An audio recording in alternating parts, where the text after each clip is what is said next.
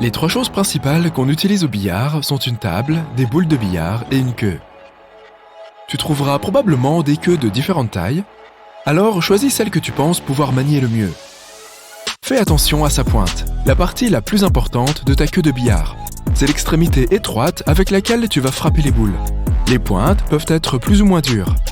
Si tu débutes, opte plutôt pour une pointe mi-dure à molle. Les tables de billard existent aussi en différentes tailles, 2, 2,4 et 2,7 mètres. Il peut être plus facile d'utiliser une queue plus courte si tu joues sur une petite table. Ensuite, les boules de billard.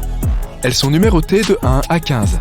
Les boules ou billes numérotées de 1 à 8 sont colorées entièrement, tandis que celles de 9 à 15 présentent seulement une bande de couleurs. Leurs couleurs sont coordonnées en fonction des numéros. Les numéros 1 à 9 sont jaunes, les numéros 2 à 10 sont bleus. Puis nous avons le rouge, le violet, l'orange, le vert. 7 et 15 sont marrons. La boule numéro 8 est noire. La bille de choc est blanche et un peu plus lourde que les autres boules. C'est la seule boule que tu frappes directement avec la queue de billard pendant la partie. Tu dois faire en sorte que la boule blanche frappe les autres boules, qui à leur tour viendront frapper celle que tu veux déplacer. Lorsque tu commences la partie, tu mets toutes les boules, sauf la blanche, dans un triangle. Place les 15 boules à l'intérieur. Arrange-les de façon à ce que les deux billes des extrémités droite et gauche appartiennent à des groupes différents. La bille noire se trouve au milieu de la troisième rangée. Les gens forment ensuite le paquet de manière diverse. Certains préfèrent placer les billes au hasard, tandis que d'autres suivent un ordre, une pleine, une rayée et ainsi de suite. Fais glisser le triangle sur la table de billard de façon à ce que la boule de la première rangée se trouve sur le point clair que tu vois au milieu de la table. Ce point est là pour t'indiquer où placer le paquet. Retire le triangle. Le joueur qui joue en premier casse. Si tu réussis à placer une boule dans une poche, tu joueras avec les boules de son type, pleine ou rayée. L'autre joueur s'occupera des autres billes. Si tu places les deux types de boules dans une poche, tu peux choisir.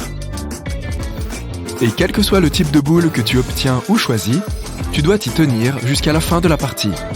Maintenant, vous voulez tous les deux mettre vos boules respectives dans les poches jusqu'à ce qu'il ne reste plus que la boule numéro 8. Celui qui la met dans une poche en premier a gagné, mais si tu fais entrer la blanche avec elle, tu perds. La blanche doit rester sur la table. Si par inadvertance tu empoches une boule appartenant à l'autre joueur, il prend l'avantage. Si tu empoches la boule 8 avant d'en avoir fini avec toutes les autres boules, tu perds aussi. Si tu touches directement la boule 8, encore une fois, tu perds.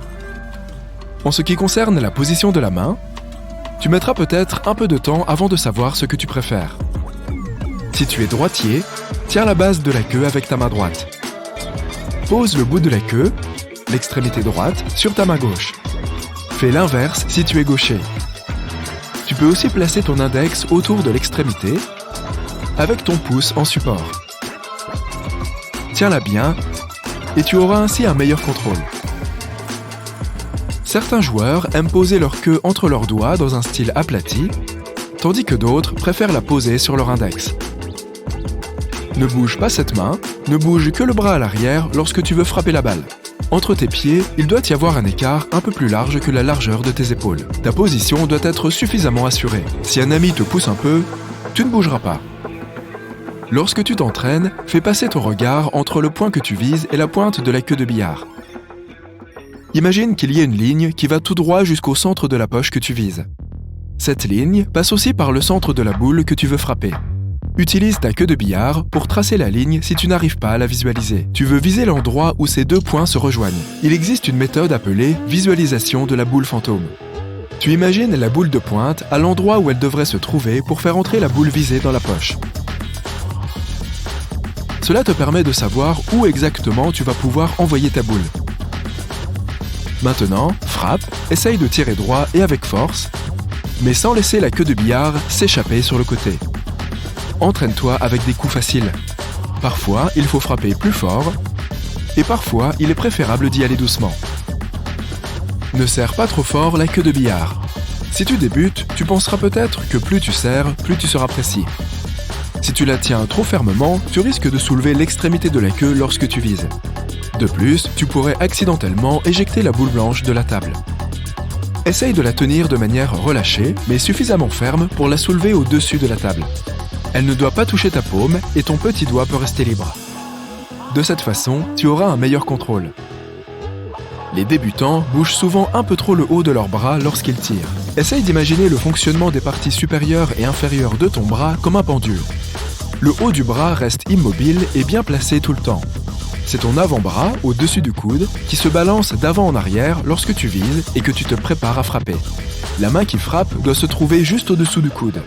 Contrôle la vitesse au moment où tu avances ton bras. Fais en sorte que ton chevalet, la position de ta main, soit stable. Il existe 2 techniques de chevalet, le chevalet fermé et le chevalet ouvert. Place ta main sur la table, paume vers le bas. Rapproche tes doigts. Appuie ton pouce contre ton index pour former un V. C'est ici que tu placeras la flèche de ta queue. Assure-toi que ton chevalet est stable. Il doit être assez ferme pour que ta queue glisse dessus sans bouger. N'évite pas les coups longs au billard. Une plus grande distance te paraîtra peut-être plus difficile, mais ce n'est que dans ta tête. De nombreux joueurs ont du mal avec les coups longs à cause de la distance. Mais c'est psychologique.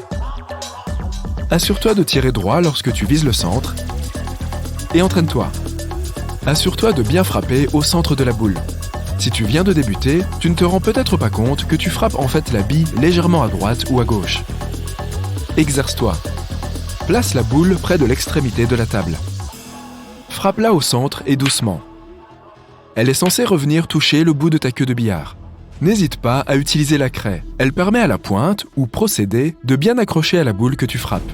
Parfois, tu ne toucheras pas la bille avec toute la surface du procédé, mais seulement une zone de celui-ci.